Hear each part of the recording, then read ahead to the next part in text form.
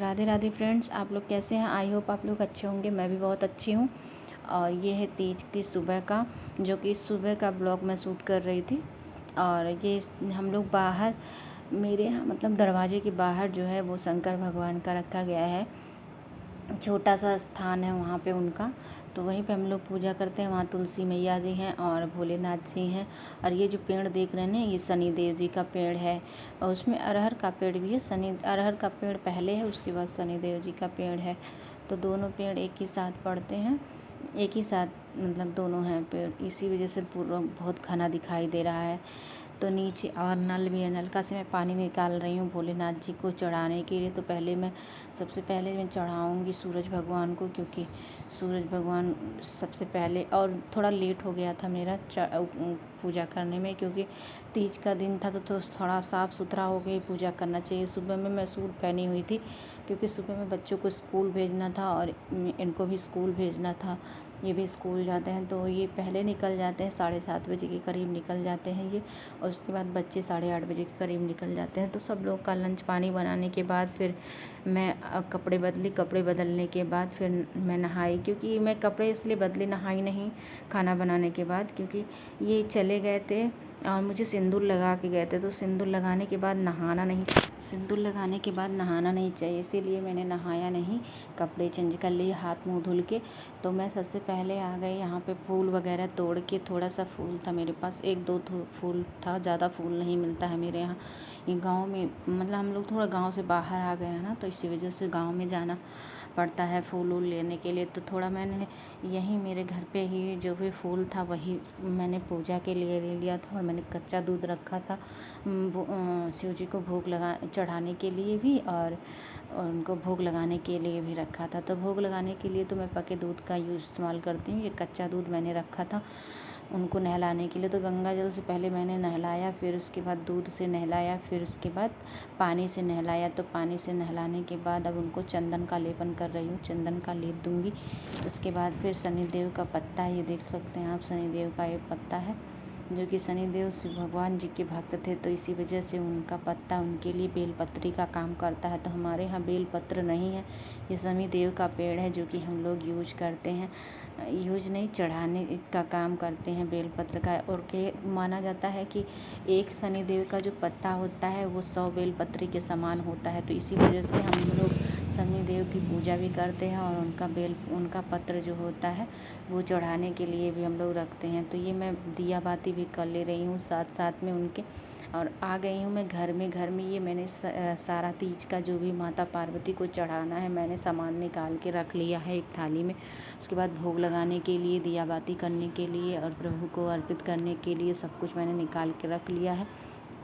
तो इस तरह से मैं पूजा करूँगी उनकी, और आप लोग को आगे पूरे ब्लॉग में बताऊँगी किस तरह से मैंने पूजा पाठ किया है। तो सब कुछ मैंने पार्ट टू पार्ट में एक साथ मैंने रिकॉर्ड कर लिया है। थोड़ा बहुत मैंने रिकॉर्ड किया पूजा का, मैं पूरा मतलब ब्लॉग शेयर कर रही हूँ आपको, किस तरह से यहाँ पूजा मैंने की है और किस तरह से माँ पार्वती की ये कथा कहानी होती है। तीज क्यों मनाया जाता है और ये क्यों इतना ज़रूरी होता है हम सुहागन औरतों के लिए। सारी मैं विधियाँ और सारी मैं जो पूजा पाठ की कथा है सब मैं इसी वीडियो में आप लोगों के साथ शेयर कर रही हूँ, ताकि आप लोग वीडियो में बने रहिए और पूरा वीडियो आप देखिए ज़रूर। पूरा देखेंगे तभी आप लोग को पता चलेगा किस तरह से इनकी कथा कहानी कही जाती है। तो मैं कल ही ये ब्लॉग शूट करके आप लोग को अपलोड करने वाली थी, लेकिन कल मुझे इतना काम हो गया था, मैं आप लोग के साथ शेयर ही नहीं कर पाई सारा ब्लॉग पूरा।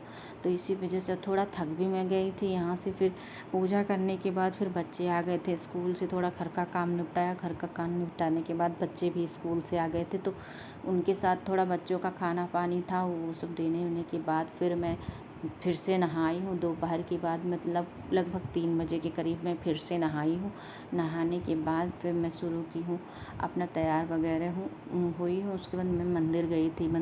मंदिर यहाँ से मतलब लगभग बहुत दूर था हम लोग के एरिया से, मतलब बाहर गई थी। तामेश्वर नाथ धाम मंदिर में गई थी, हमारे गांव से थोड़ा दूर पड़ता है। तो हम लोग टैक्सी से ही गए थे, तो टैक्सी से गए, उसके बाद फिर आए। भीड़ बहुत ज़्यादा थी वहाँ पे, थक गई थी पूरा, तो इसी वजह से मैं ब्लॉग नहीं शूट कर पाई थी रात में। फिर मेरा मन भी नहीं हुआ शूट करने का, थोड़ा बहुत शॉर्ट में मैंने अपलोड कर दिया था थोड़ा सा, लेकिन पूरा फुल वीडियो मैंने अपलोड नहीं कर पाई थी मैं आप लोग के साथ, तो उसके लिए मुझे माफ़ कर दीजिएगा आप लोग। और आगे वीडियो में कंटिन्यू ज़रूर बने रहिए। और सबसे पहले अगर मेरे वीडियो पे नए हैं तो सब्सक्राइब कर दीजिएगा।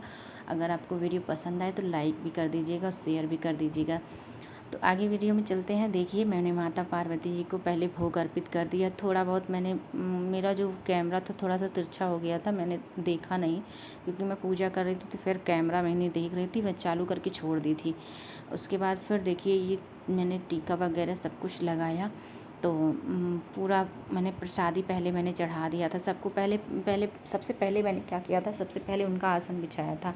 आसन बिछाने के बाद फिर मैंने भगवान जी को उस पर पोंछ वोछ के, उनकी जो प्रतिमा है उनको पोंछ के, उसके बाद फिर मैंने उनको उस पर रखा, आसन पे मैंने बिठाया उनको। उसके बाद फिर बिठाने के बाद फिर उनको चुनरी लगाया। चुनरी लगाने के बाद मैंने माला अर्पित किया, उनको माला पहनाया। उसके बाद फिर मैंने क्या किया, जितना मेरे पास फल था मैंने जो ड्राई फ्रूट्स थे, मीठा थे, मैंने मीठे की जगह पे गुड़ रखा था क्योंकि मीठा नहीं था, तो मैं सारे गुड़ मैंने रख दिया था। उसके बाद फिर मैंने दूध भी निकाला था, दूध मैंने रखा था जो कि चनामृत के तौर पे मैंने उनको अर्पित किया था भोग।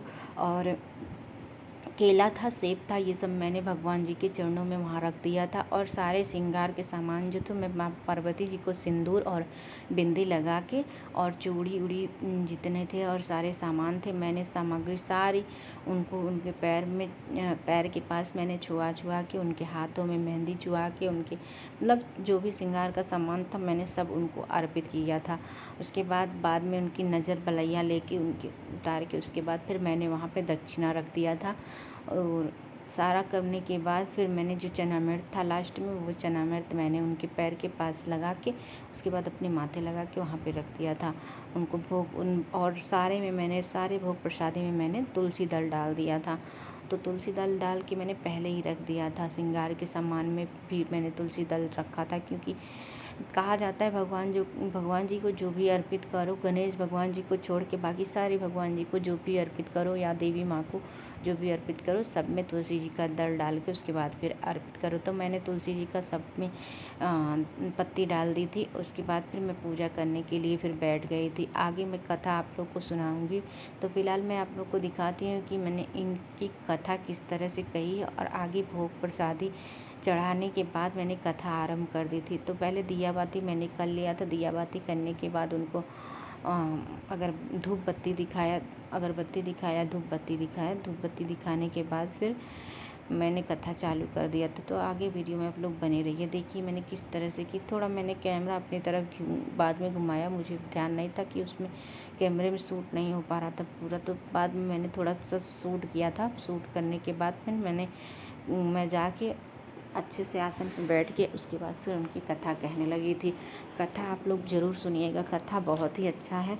और बहुत ही पार्वती माता जी को ये कथा इसीलिए प्रिय है क्योंकि कथा भी और आज का कल का दिन भी बहुत ही उनके लिए प्रिय था, क्योंकि उन्होंने भगवान भोलेनाथ को मांगने के लिए ये जितना भी तप किया था भगवान जी को पाने के लिए ही किया था। कहते हैं कि ये जो है पूजा अगर स्त्रियां करती हैं, सुहागिन स्त्रियां करती हैं, या सुहागिन स्त्रियां नहीं भी करती हैं, वैसे ही कुंवारी लड़कियां भी करती हैं, तो उनके पति मनपसंद पति मिलते हैं। और जो सुहागिन स्त्रियां रहती हैं वो सौभाग्यशाली हमेशा रहती है, अखंड सौभाग्यशाली रहती हैं। तो हमारे जो पति देव हैं उनके लिए मैंने पूजा की थी। और आगे वीडियो में आप लोग कथा सुनिएगा उनका। और कथा सुन के जो माता पार्वती का नाम ज़रूर कमेंट्स बॉक्स में करिएगा, और भोलेनाथ का भी कमेंट्स बॉक्स में एक बार हर हर महादेव करके लिख दीजिएगा। नहीं लिख सकते कोई बात नहीं, कोई दिक्कत नहीं। अब वीडियो कथा सुनिए, कथा सुन के उनका स्मरण करिए। और जो भी भगवान जी को स्मरण करते रहिएगा भगवान जी को स्मरण। आगे वीडियो में बने रहिए। देखिए आगे वीडियो काटिए। हरितालिका तीज का व्रत, यह प्रसिद्ध व्रत भादो मास के शुक्ल पक्ष में तृतीया को किया जाता है। तृतीया तिथि को किए जाने के कारण स्त्रियों में यह व्रत अधिकतर तीजों के नाम से जाना जाता है। कुंवारी लड़कियों में यह व्रत इच्छित वर पाने की आशा से तथा विवाहित स्त्रियां सुहागन की रक्षा और सुहाग की रक्षा और पति की सुख कामना करके करती हैं। प्राचीन काल से चल रही मान्यता है कि इस व्रत को करने वाली स्त्रियां पार्वती के समान सुखपूर्वक जीवन यापन करके शिवलोक को प्राप्त होती है। हरितालिका व्रत का विधान। व्रत करने वाला व्यक्ति सूर्योदय के पहले उठे और भगवान शंकर जी का स्मरण करे, फिर नित्य कर्मों से निवृत्त होकर शिवालय में जाए जहाँ पूजन किया जाता हो और कथा पढ़नी अथवा सुननी हो। यदि हो सके तो शिव मंदिर में शिव पार्वती जी के पूजन के लिए केले के बंधनवार यदि इत्यादि अनेक पुष्प मालाओं से सुसज्जित एक सुंदर मंडप तैयार कर ले। सुहाग चाहने वाली स्त्रियों को शंकर पार्वती के बालू रेत की प्रतिमा बनाकर उसे इस मंडप में स्थापित कर पूजा करनी चाहिए। पूजा में शिव पार्वती से संबंधित कोई भी स्रोत अथवा शिव चालीसा का पाठ कर सकते हैं। तत्पश्चात एकाग्रचित्त से नीचे लिखी कथा पढ़ें। हरितालिका तीजों की कथा। जिसके दिव्य केशों पर मंदार आक के पुष्पों की माला शोभा देती है और जिन भगवान के शंकर के मस्तक पर चंद्र और कंठ में मुंडों की माला पड़ी हुई है, जो माता पार्वती दिव्य वस्त्रों से तथा भगवान शंकर दिगंबर भेष धारण किए हैं, उन दोनों भवानी शंकर को नमस्कार करता हूँ। कैलाश पर्वत के सुंदर शिखर पर माता पार्वती जी ने श्री महादेव जी से पूछा, हे महेश्वर, मुझसे आप वह गुप्त वार्तालाप करिए जो सबके लिए सब धर्मों से भी सरल तथा महान फल देने वाली हो। हे नाथ, यदि आप भली भांति प्रसन्न हैं तो आप उसे मेरे सम्मुख प्रकट कीजिए। हे जगन्नाथ, आप यदि मध्य और अंत रहित हैं तो आपकी माया का कोई पार नहीं है। आपको मैंने किस भांति प्राप्त किया है, कौन से व्रत तप तथा दान के पूर्ण फल से आप मुझको वर के रूप में मिले हैं। श्री महादेव जी बोले, हे देवी, यह सुन, मैं तेरे सम्मुख उस व्रत को कहता हूँ जो परम गुप्त है। जैसे तारागणों में चंद्रमा और ग्रहों में सूर्य, गणों में ब्राह्मण, देवताओं में गंगा, पुराणों में महाभारत, वेदों में साम और इंद्रियों में मन श्रेष्ठ है, वैसे ही पुराण और वेद में सब में इसका वर्णन किया है, जिसके प्रभाव से तुमको मेरा आधा आसन प्राप्त हुआ है। हे प्रिय, उसी का मैं तुमसे वर्णन करता हूँ। सुनो, भाद्रपद भादो मास के शुक्ल पक्ष की हस्त नक्षत्र संयुक्त तृतीया तीज के दिन इस व्रत का अनुष्ठान मात्र करने से सब पापों का नाश हो जाता है। तुमने पहले हिमालय पर्वत पर इस महान व्रत को किया था, जो मैं तुम्हें सुनाता हूँ। पार्वती जी बोली, हे प्रभु, इस व्रत को मैंने किस लिए किया था, यह मुझे सुनने की इच्छा है, सो कृपा करके आप कहिए। शंकर भगवान जी बोले, आर्याव्रत में हिमालय नाम का एक महान पर्वत है, जहाँ अनेक प्रकार की भूमि है और अनेक प्रकार के वृक्षों से सुशोभित है, जो सदैव बर्फ से ढके हुए तथा गंगा की कलकल ध्वनि से शब्दायमान रहता है। हे पार्वती जी, तुमने बाल्यकाल में उसी स्थान पर परम तप किया था और 12 वर्ष तक के महीने में जल में रहकर तथा वैशाख मास में अग्नि में प्रवेश करके तप किया। श्रावण के महीने में खुले में निवास कर अन्न त्याग कर तप करती रही। तुम्हारे उस कष्ट को देखकर तुम्हारे पिता को बहुत चिंता हुई। वे चिंतातुर होकर सोचने लगे कि मैं इस कन्या की किससे शादी करूं। इस अवसर पर दैव योग से ब्रह्मा जी के पुत्र नारद जी वहां आए। देवर्षि नारद जी ने तुम शैलपुत्री को देखा। तुम्हारे पिता हिमालय ने देवर्षि को अर्घ्यपात आसन देकर सम्मान सहित बिठाया और कहा, हे मुनीश्वर, आपने यहाँ तक आने का कष्ट कैसे किया, कहिए क्या आज्ञा है। नारद जी बोले, हे गिरिराज, मैं विष्णु भगवान का भेजा हुआ आया हूँ। तुम मेरी बात सुनो। आप अपनी कन्या को उत्तम वर को दान करें। ब्रह्मा, इंद्र, देव, शिव आदि देवताओं से विष्णु भगवान के समान कोई भी उत्तम नहीं है, इसीलिए मेरे मत से आप अपनी कन्या का दान विष्णु को ही दे। भगवान हिमालय बोले, यदि भगवान विष्णु देव वासुदेव स्वयं ही कन्या को ग्रहण करना चाहते हैं और इस कार्य के लिए आपका आगमन हुआ है, तो वह मेरे लिए गौरव की बात है। मैं अवश्य उन्हें ही दूंगा। हिमालय का यह आश्वासन सुनते ही देवर्षि नारद जी आकाश में अंतर ध्यान हो गए और शंख चक्र गदा पद्म एवं पीताम्बर धारी भगवान विष्णु के पास पहुंचे। नारद जी ने कहा, हाथ जोड़कर भगवान विष्णु जी से कहा, प्रभु, आपका विवाह कार्य निश्चित हो गया है। इधर हिमालय ने पार्वती जी से प्रसन्नता पूर्वक कहा, हे पुत्री, मैंने तुमको गरुड़ ध्वज भगवान विष्णु को अर्पण किया है। पिता के इस वाक्यों को सुनते ही पार्वती जी अपनी सहेली के घर गई और पृथ्वी पर गिरकर अत्यंत दुखी होकर विलाप करने लगी। उनको विलाप करते हुए देखकर सखी बोली, देवी तुम किस कारण से दुखी हो और मुझे बताओ, मैं अवश्य तुम्हारी इच्छा पूर्ण करूंगी। पार्वती जी बोली, हे सखी सुन, मेरी जो मन की अभिलाषा है सुनाती हूँ। मैं श्री महादेव जी को वरण करना चाहती हूँ। मेरे इस कार्य को पिताजी ने बिगाड़ना चाहा है, इसीलिए मैं निसंदेह इस शरीर का त्याग करूंगी। पार्वती जी के इन वचनों को सुनकर सखी ने कहा, हे देवी, जिस वन को तुम्हारे पिताजी ने न देखा हो तुम वहां चली जाओ। तब हे देवी पार्वती तुम अपनी सखी का यह वचन सुन ऐसे ही वन को चली गई। पिता हिमालय ने तुमको घर पर न पाकर सोचा मेरी पुत्री को कोई देव दानव अथवा किन्नर हरण करके ले गया है। मैंने नारद जी को वचन दिया था कि मैं पुत्री का गरुड़ ध्वज भगवान के साथ वरण करूंगा। हाय अब यह कैसे पूरा होगा। ऐसा सोचकर वे चिंतातुर हो मूर्छित हो गए। तब सब लोग हाहाकार करते हुए दौड़े और मूर्छा दूर होने पर गिरिराज से बोले कि हमें आप अपनी मूर्छा का कारण बताओ। हिमालय बोले, मेरे दुख का कारण यह है कि मेरी रत्न रूपी कन्या कोई हरण कर ले गया है, या सर्प डस गया है, किसी सिंह या व्याघ्र ने मार डाला, वह न जाने कहाँ चली गई, उसे राक्षस ने मार डाला। इस प्रकार कहकर गिरिराज दुखित होकर ऐसे कांपने लगे जैसे तीव्र वायु के चलने पर कोई वृक्ष कांपता है।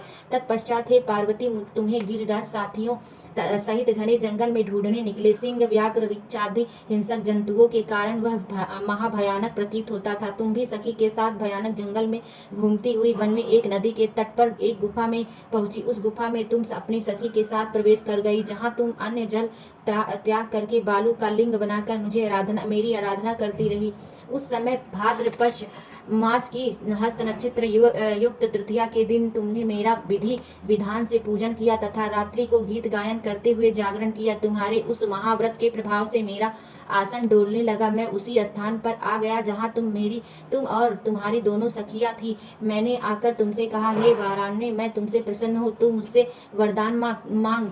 तब तुमने कहा कि हे देव, यदि आप मुझसे प्रसन्न हैं तो आप महादेव जी मेरे पति होए। मैं तथास्तु ऐसा कहकर कैलाश पर्वत को चला गया और तुमने प्रभात होते ही मेरे उस बालू की प्रतिमा को नदी में विसर्जित किया। ये सुबह तुमने वहां अपनी सखी सहित व्रत का पारायण किया। इतने में तुम्हारे पिता हिमवान भी तुम्हें ढूंढते ढूंढते उसी घने वन में आ पहुंचे। उस समय उन्होंने नदी के तट पर दो कन्याओं को देखा तो वे तुम्हारे पास आ गए और तुम्हें हृदय से लगाकर रोने लगे और बोले, तुम इस तरह से सिंह व्याघ्र युक्त घने जंगल में क्यों चली आई। तुमने कहा, हे पिता, मैंने पहले ही अपना शरीर शंकर जी को समर्पित किया था, किंतु आपने इसके विपरीत कार्य किया, इसीलिए मैं वन में चली आई।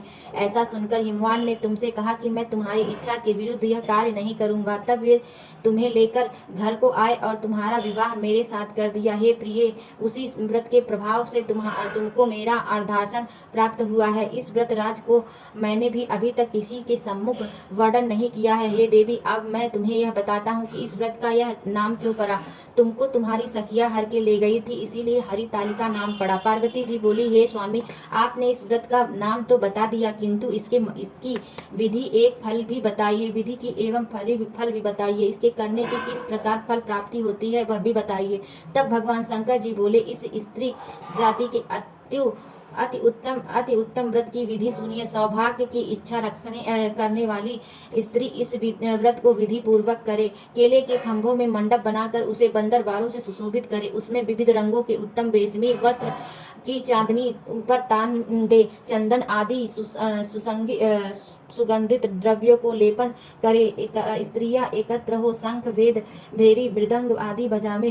विधि पूर्वक मंगलचारण करके श्री गौरी शंकर की बालू निर्मित प्रतिमा स्थापित करे। फिर भगवान शिव पार्वती जी का गंध धूप पुष्प आदि से विधि पूर्वक पूजन करे। अनेकों नैवेद्यों का भोग लगावे और रात्रि को जागरण करे। नारियल सुपारी जवारी नींबू लौंग अनार नारंगी आदि ऋतु फलों तथा फूलों को एकत्रित करके धूप आदि से पूजन करके कहे, हे कल्याण स्वरूप शिव, हे मंगल रूप शिव, हे मंगल रूपी महेश्वरी, हे शिवे, सब कामनाओं को देने वाले देवी, कल्याण रूपे तुम्हें नमस्कार है। कल्याण स्वरूप माता पार्वती, हम तुम्हें नमस्कार करते हैं। भगवान शंकर जी को सदैव नमस्कार करते हैं। हे ब्रह्मा रूपिणी जगत का पालन करने वाली माँ, आपको नमस्कार है। हे सिंह वाहिनी, मैं सांसारिक भय से व्याकुल हूँ, तुम मेरी रक्षा करो। हे महेश्वरी, मैंने इसी अभिलाषा से आपका पूजन किया है। हे माता पार्वती, हे पार्वती माता, आप मेरे ऊपर प्रसन्न होकर मुझे सुख और सौभाग्य प्रदान कीजिए। इस प्रकार के शब्दों द्वारा उमा सहित शंकर जी का पूजन करें। विधि पूर्वक तथा कथा सुनकर गौ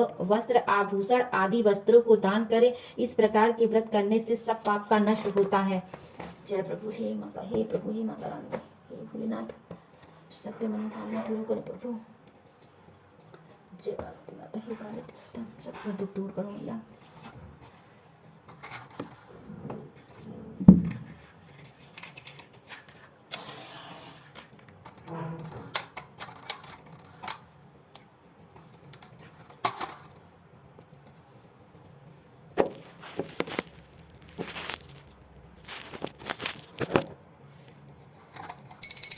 ओम जय शिव ओंकारा, प्रभु हरि शिव ओंकारा, ब्रह्मा विष्णु सदा शिव अर्धांगी धारा। ओम जय शिव ओंकारा, एकानन चतुरासन पंचानन राजे, हंसासन गरुड़ासन वृषवाहन साजे।